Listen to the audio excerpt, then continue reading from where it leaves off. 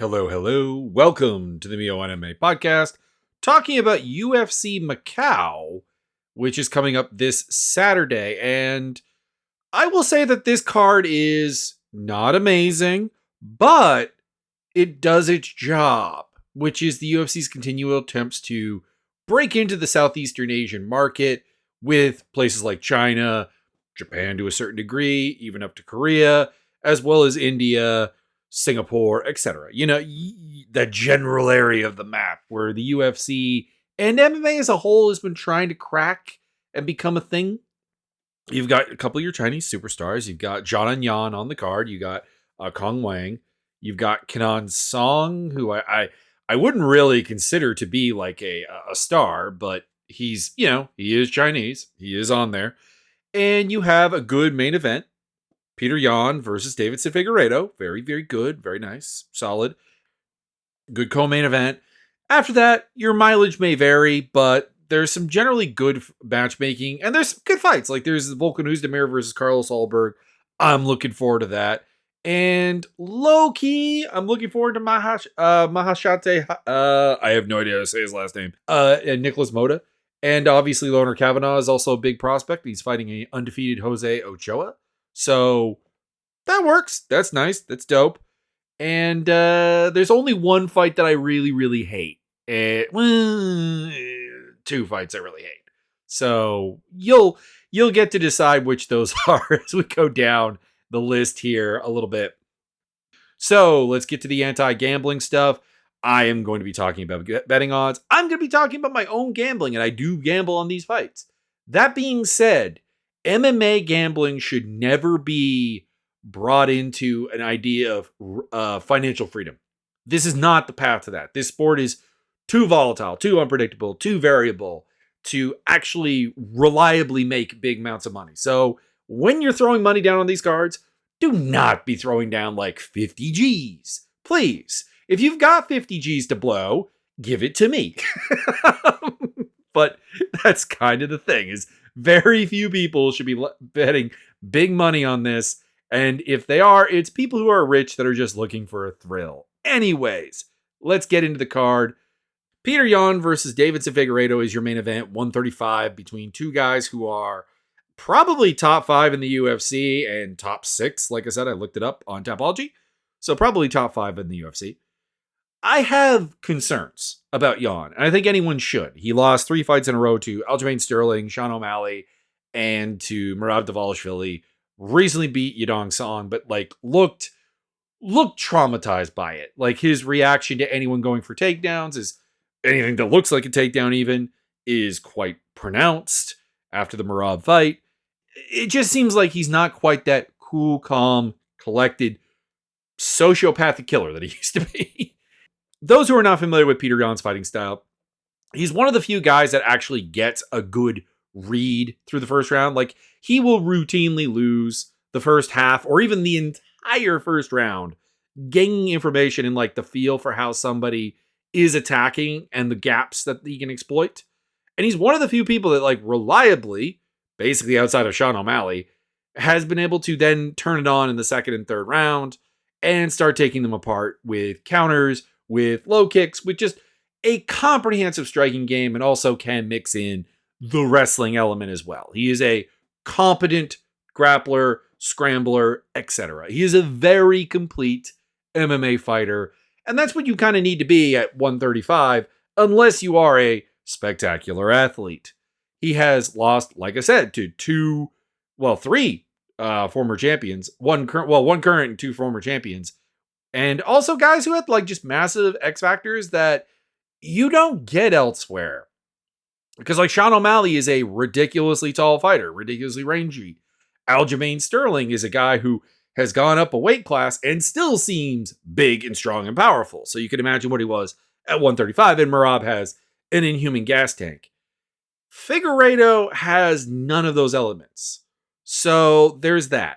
Figueiredo himself has come up from flyweight and has done better than I expected. I honestly expected him to lose to Rob Font. That did not happen. I did expect him to beat Cody Garbrandt actually pretty soundly, and I did expect him to beat Marlon Vera. So I guess it really just is that Font fight that defied my expectations.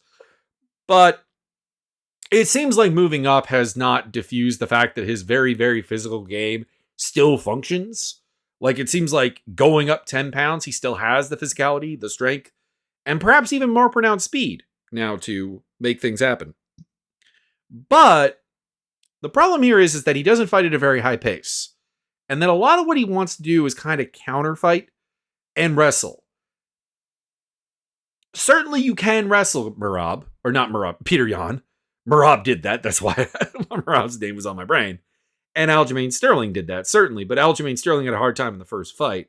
And we're talking about a guy who now fights at 145 versus a guy who was a 125er. And Merab's wrestling game was just a intense amount of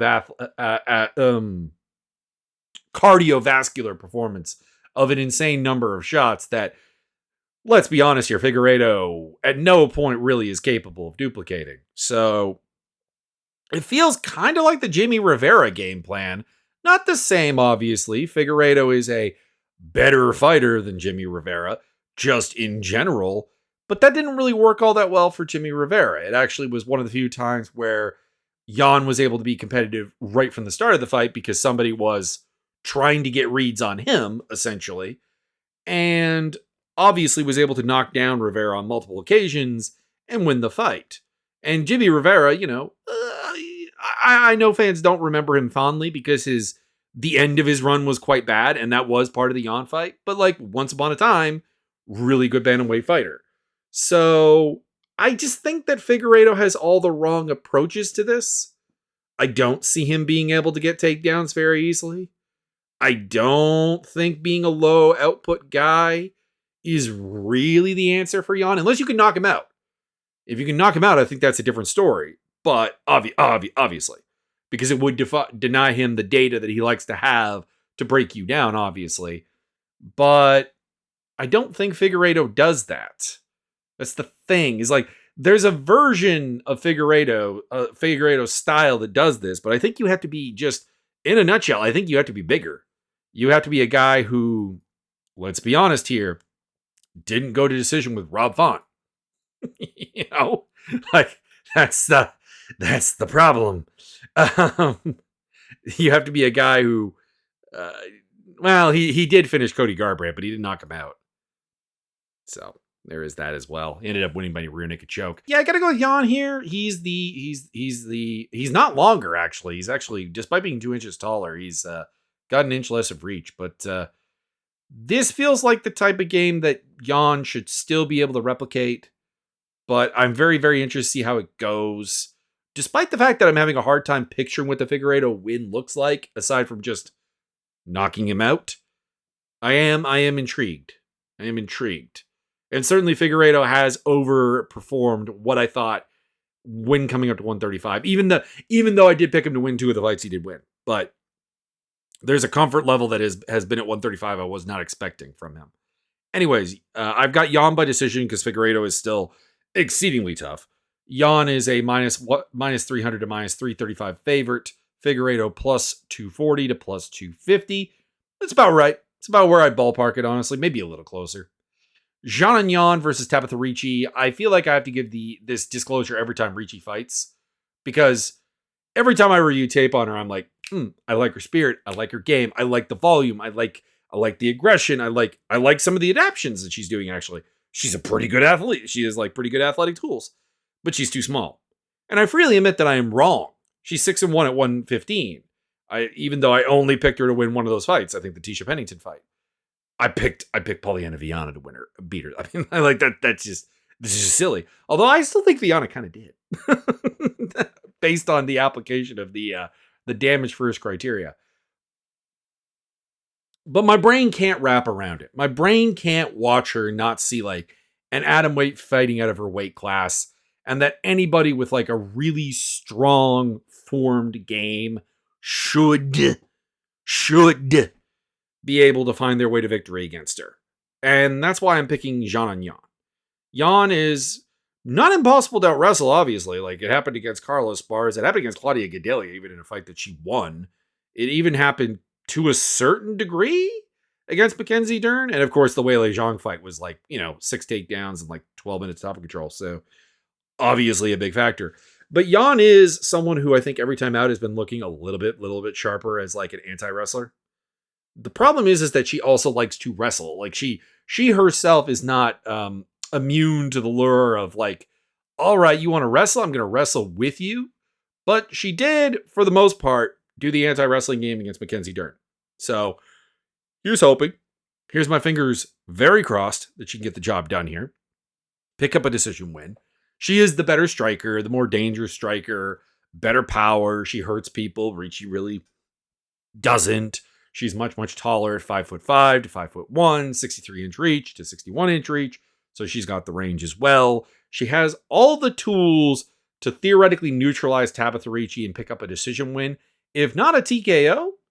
And I'm picking her to do that. She's minus 188 to minus 205. Ricci is plus 150 to plus 165. The plus sign on my keyboard is not working properly. I just fixed that.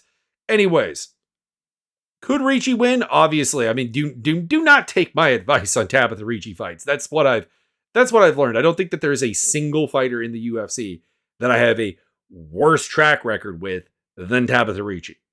There might be someone who I'm like 0-1 or 0-2 picking their fights, obviously, and that would, technically be worse. But like Tabitha Ricci, in terms of a long-term UFC run that has gone on, I want to say 8 fights.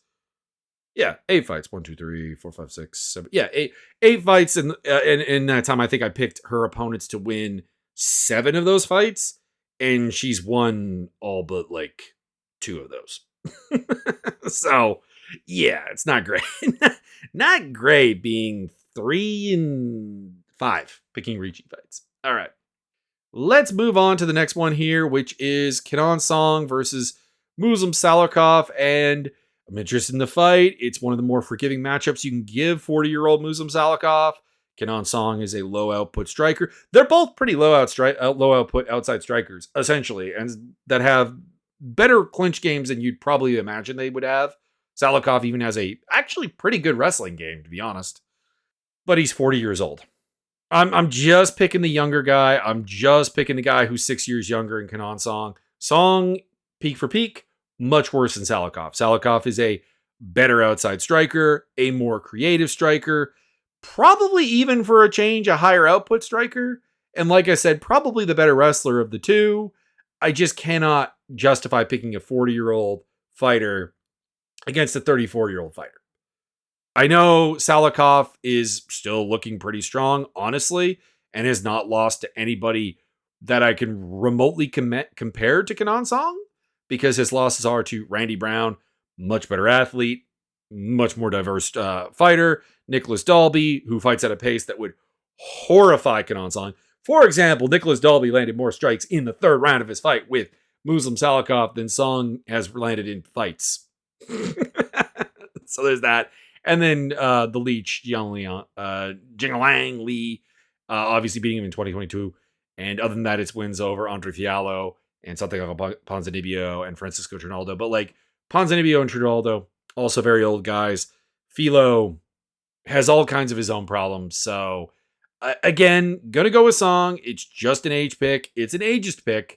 And there you go. Notably here, actually, Salikov is the favorite, minus 175 to minus 192. Song is plus 140 to plus 154. But again, picking Song by decision. Kong Wang versus Gabriela Fernandez. This is perfect matchmaking for Kong Wang, because obviously the UFC is trying to probably rush her up the division a little bit because she has a kickboxing background with Valentina Shevchenko, who is the champion of 125. Obviously, that's a storyline that they would probably like to cash in on. And Fernandez does offer that. Someone who has a little bit of hype, even though her results have not been necessarily up to par. But somebody who has a respectable athletic ceiling, who has beaten, I guess, just Carly Giudice, actually, has lost to Jasmine Jasudavicius and Teresa Bleda. So there's that. But somebody who also, probably more importantly, even though she did take down Giudice a little bit, will probably just stand and bang with Kong Wang. And if you are not Valentina Shevchenko in this division, and maybe Alexa Grasso and Manafiro? Well, probably Manafiro. But like, if you're not one of like maybe 3-4 women in this division, standing with Kong Wang is a bad idea. She is a good striker by women's standards. She is an elite striker by women's standards. Powerful, good pace, technically professional all around. Actually, not a bad grappler as well. Actually, like the her decisions when it comes to like wrestling and grappling are actually pretty sound. But it's still a little bit of a question mark. It hasn't been really tested. But like I said, Fernandez is not really going to test this year. And if she does, I see her ending up like Andreas Michailidis against Poatan. Because Michailidis, if you remember, kind of like panic grappled and got tired. I imagine the same thing would happen for Fernandez. So I've got Kong Wang by TKO. She is a minus 800 to minus 1200 favorite. So I wouldn't bet on her. Fernandez plus 500 plus 700. Wouldn't bet on that either. Like big enough underdog to get my attention, but like no. This is a stylistic home run for Kong Wang. Volkan Oezdemir versus Carlos Ulberg. Ulberg is athletic, and if he was a bit younger, I'd be really, really happy for him. But like he's a dynamic striker. He's got the power. He's got the speed. He's well schooled, but at the same time makes some raw mistakes at the same time.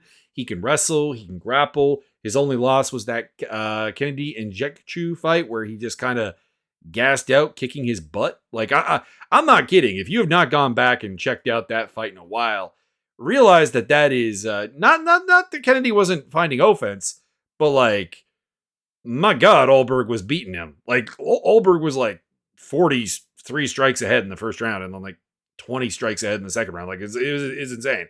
And then he just kind of punched himself out. But like since then, he's kind of learned how to pace himself and not panic as much. He's gone to the third round against Da Woon-jung. He's gone to the third round against Fabio Charant, although that was not a good fight. Do not watch that fight. But yeah, he's delivered surprisingly well. And Volkan Oezdemir, I think, is someone who I actually matched him up against. So the UFC stealing my ideas. Oezdemir is a stiff striking test. He's not Alonzo Metafield. He's not Ior Potieria. He is way better than both of them. He is kind of a combination of the two, bringing the physicality of Metafield with the technical abilities of Potieria. So he's not flashy, but he has a deep technical striking game. He's capable of fighting just about any style on the feet. He has a wrestling game that he can utilize, although historically, if you wrestle him, you do win. Because only 2 people have lost to him while getting takedowns, and that's Ilir Latifi, who is his own special thing, and Alexander Rakic, because Rakic was basically adrenaline dumped. So there you go. On paper, Ulberg should have the answers. He's the longer fighter at 6'4", 77 inches to 6'2", 75 inches. He is the better athlete, seemingly on paper, and at times he seems to have the technical acumen to get this job done. It's a huge test. I'm super excited to see what happens. I've got Ulberg by decision. TKO either way would obviously be on the table. I mean, these are 2 heavy hitters at 205. The chances of a knockout either way in almost any 205 fight is on the table. But yeah, I'm going to go with Ulberg. He's minus 225 to minus 260. That's a little bit steeper than I'd be comfortable betting at him on. I might bet on the dog, Volkan Oezdemir, at plus 175 to plus 205. Probably not, though. Probably not, though. I feel like I'd need those to be wider for me to consider going with Oezdemir on a fight that I'm picking him to lose. Sticking with 205, we got Ozzy Diaz versus Mingyang Zhang. Welcome to the UFC, Ozzy Diaz. I'm not really sure why you got to bypass Dana White Contender Series. I know he was on Dana White Contender Series, and he was the other side of B. Joe Pyfer, but like he's a 34-year-old guy who's not a hot prospect or anything. So I don't get it, really. This is not a short notice replacement as far as I could tell either. So there you go. Watching his fight against Bevon Lewis to just kind of refresh myself on this, as well as a couple others. But it's the Lewis fight that really made an impression here, that this guy is not athletic enough for 205. He's not explosive enough. He's not powerful enough. He kind of ends up behind a lot of the time at the start of the fights and is really vulnerable to takedowns. Now, admittedly, Zhang is more of a striker, so I don't think that that's really going to come into play. But Zhang, despite being a defensive mess, to be clear, is a far, far better athlete and younger. So that's kind of the thing, is like Diaz is scrappy. I like the scrap. I like the scrambles. I like the toughness. I like the durability even. Although Joe Pyfer did knock him out. But I do have to pick Zhang, even though I have a lot of problems with Zhang. I have a lot of problems with Zhang. But I just don't think that Diaz has the athletic upside to actually take advantage of the fact that Zhang is very, very hittable. And, like I said, the slow starts, the fact that he is predominantly going to try to kickbox with Zhang, I got to go with Zhang by TKO. But if Diaz survives a little bit into the fight, the plus 250 to plus 275 betting odds do make him a very, very appealing dog pick. And Zhang is at minus 333 to minus 350. But it should be Zhang in a perfect world because, we would develop athletes into good fighters. But there's no guarantee that that's the case. So Su Young Yu versus give me a shot here. Baljin Jalisa, I think it's an A sound at the end there. Anyways, 135 pounder. This is the final of the road to the UFC tournament for the bantamweights. One of 3 we're having on this card. This is one of the fights that I'm not really looking forward to all that much. Again, I get this, that we're trying to grow the Asian market and so on. So I have no problem with it, but these are 2 guys that don't seem to be UFC caliber. Su Young Yu is, I like his arsenal of clinch takedowns. He uses throws, he uses sweeps. I like that, but he's very defensively unstable himself in the clinch. He's a good scrambler, but he doesn't have the greatest control. He's a good athlete, and his ability to counter wrestler is top notch, but his stand-up is not very good. It's there, it exists, it's okay, but the head movement is very predictable, and he kind of makes up for that by just being constantly about the pressure and so on. And it just feels like he's not that plus level athlete that you would need to be to make this work at 135. That's my problem. And he's fighting Jalisa, who kind of is the same thing. I get the impression he's a little bit more explosive, a little bit more powerful, a little bit more hard hitting, but he has the same functional game. He wants to get takedowns, he wants to get top position, but he's also really, really too aggressive. With you, I think the problem just is not quite being a good enough athlete to control people. Sort of the Carlos Esparza problem, if you remember. Jalisa, he will just do dumb stuff. Gets way too aggressive on top, and his takedown defense is also quite poor. So, and his striking, like I said, it's a little bit more dangerous just because he's heavier handed, but he's even less structured and less defensively responsible than you. So I'm gonna go with Su Young Yu by decision in what should be a probably fine fight. I think it's gonna be scramble cities and a lot of fun grappling stuff, but I just don't see either of these people being here very, very long. And it's a little bit disturbing because, you got to think that Asia can produce better than this. You'd think. It's not that bad. But anyways, Yu is minus 145 to minus 166, and Jalisa is plus 120 to plus 140. That feels about right. Kiro Sahota versus Dong Hoon Choi. First up, Sahota is 5'10" at 125. Are you kidding me? What is this? I don't understand. I'm very, very confused. I also do love that he announces his style as volume striker, because that fits him to a T. He is not very athletic, not very dangerous, not very powerful. He is just very long, very big. And I will say, surprisingly strong in the clinch. There are a lot of people who get to the clinch and they're like, okay, finally I'm here, and they just get stuck there. So it's not nothing, but it also took him 3 minutes to finish John Spencer, a famous guy who's been investigated for throwing fights in the first minute of every fight, and it's 2:48. So there is that. He's freakishly tall. He's got good cardio. He works at a pace, which is surprising for a guy who probably cuts a fair amount of weight. And like I said, surprisingly strong in the clinch, but there's not much else there. Fortunately for Sahota, I'm not wowed by Dong Hoon Choi either. He has decision against guys with losing records on the regional scene, which is not great. He's won both of his road to the UFC fights by split decision. He has a judo background. But I've also seen him have prolonged clinch time in both of his road to the UFC fights and some of his regional fights and not do much. So there's that. He's very, very, very hittable. And yeah, I'll take Sahota by decision to work at a higher pace. And when the things get caught in the clinch, just nothing really happen, I guess. Anyway, Sahota is, I guess, the favorite at minus 110 to minus 115. Choi is minus 105 to minus 112. It's basically even odds. And frankly, that is correct. So the ladies' final from the road to the UFC is at 115. It is Zhao Ken Fong versus Ming Shi or Shi Ming. Anyways, Feng is a kickboxing background fighter with a 5'7" frame and 66-inch reach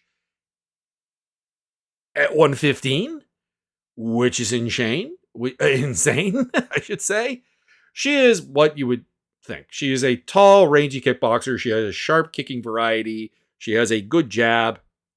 But there's discomfort when it comes to like being in takedown range, and from the selection of fights I've watched, she doesn't seem to have a lot of power. There is, which to be clear, isn't going to be that big of a problem at 115. I mean, that's a common issue, just this small.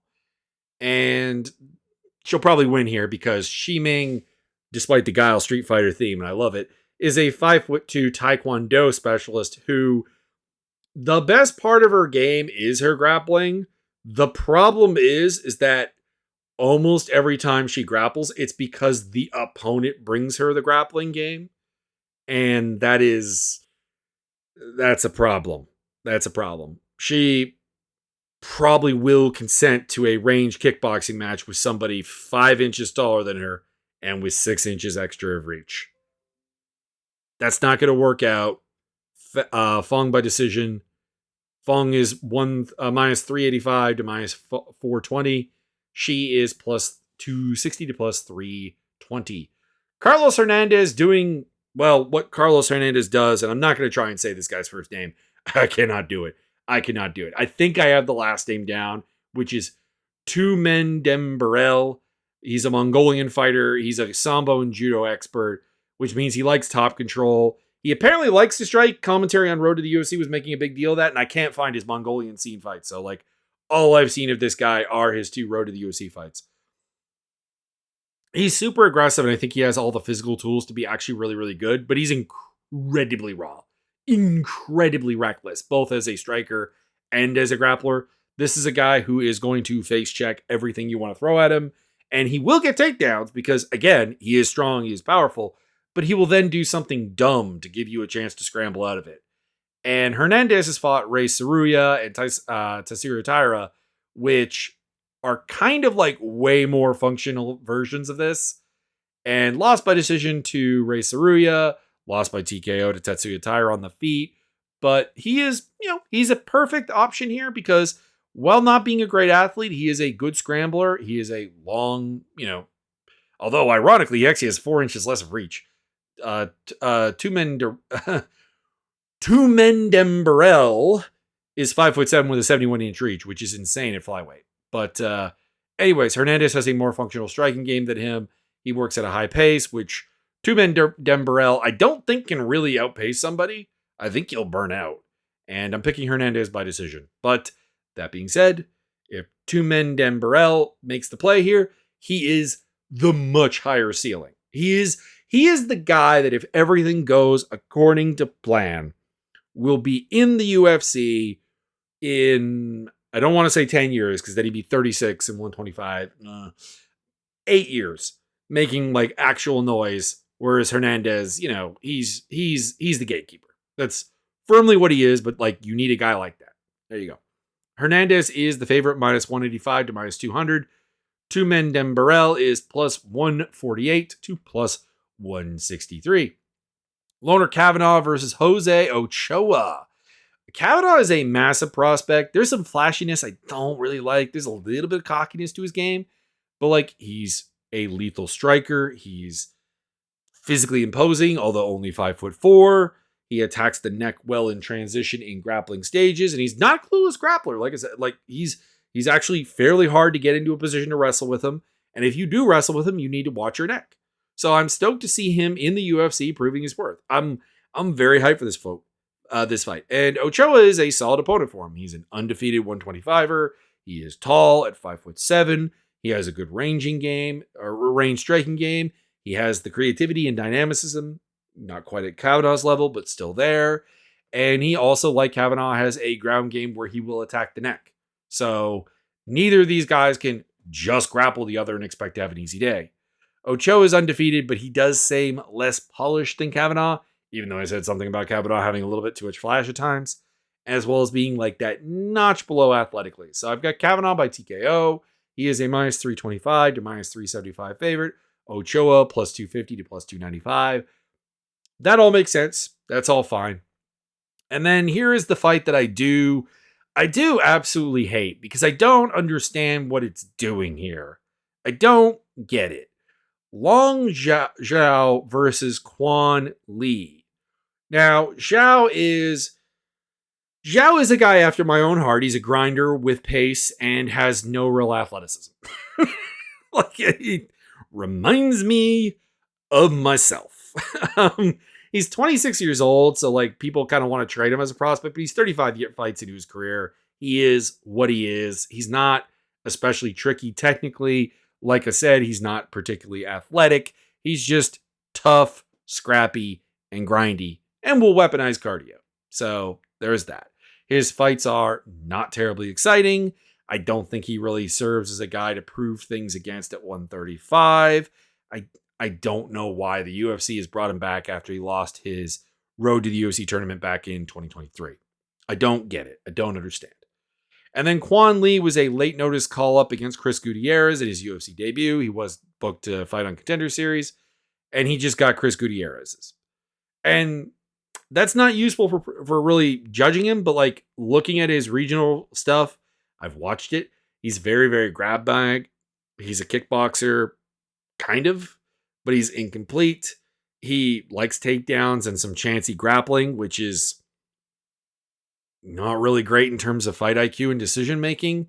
He's also 33 years old. He's not a prospect. He's not UFC level, is what it comes down to. And he's not UFC level in a way that I don't even think really works as a test for other fighters. And that's, again, it's why I don't like this fight. It's two guys who shouldn't be here. And it's not that they're here before they're ready. It's they're never going to be ready. They're never going to be that UFC caliber. So, I don't know. Like, I would get having them in a road to the UFC tournament. I understand that. I'm fine with that. I want to say Quan Li does have like a gym association of note. No gym affiliation. Okay. All right. Well, I'm not going to lose sleep about it. Anyways, I'm just going to go with the underdog here because I have no interest in whoever the favorite is. And apparently, Lee is the underdog at plus 108 to plus 120.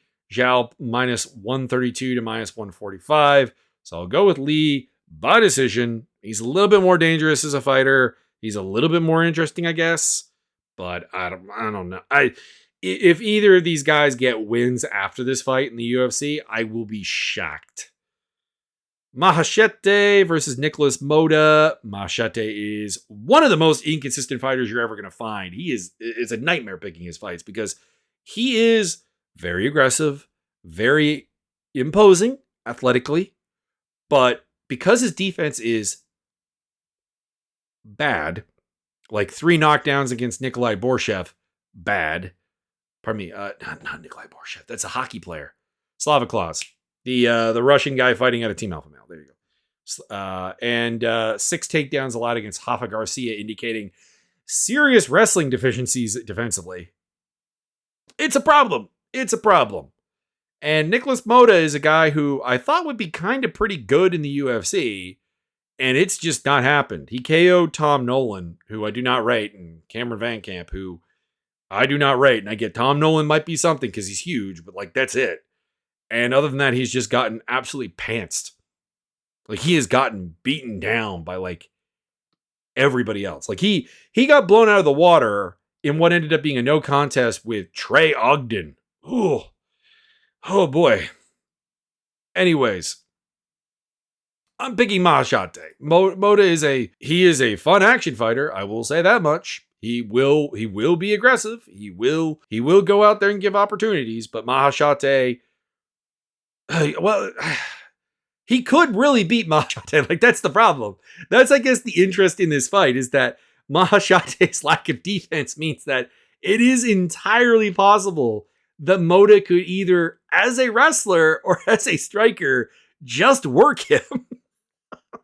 It's gonna be fun. It's gonna be fun. This is good. This is good opening the fight card. Opening the card fight. Anyways, I'm gonna go with Mahashate by decision. He is minus 192 to minus 205. Modus plus 160 to plus 165. I would implore you, if you're looking to bet on this fight, you have to bet on Mota, because you should never be betting on Mahashate at minus odds. Like, just never. Like, if you're very certain Mahashate is gonna win a fight and he's got minus odds, just don't bet. Just don't bet. I'm gonna stay away from this one and just kind of enjoy the carnage and the chaos, because it should be a fun fight unless we get Mahashate going like wet blanket, and like, which he has done, but it's not his default idea. Like, who did he wet blanket now?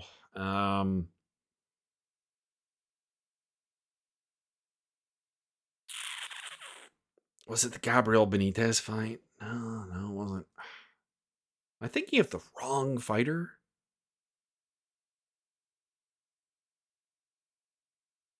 Nah, these are all too active. Anyways, yeah, he should go out there and try and put a fight on Mota. Both of these guys are really, really comfortable going forward and not comfortable in the back foot. And I think that's in the nutshell what it is I trust Mahashate to at least take the front foot away from Mota and do his thing. There you go. Check out the links down below for my nerdy video game stuff, as well as the MMA Discord server, where you can create a fighter in the simulator and manage your own little UFC career. Until next time. Oh, also social medias and other places to find this podcast. Until next time, enjoy whatever life brings you.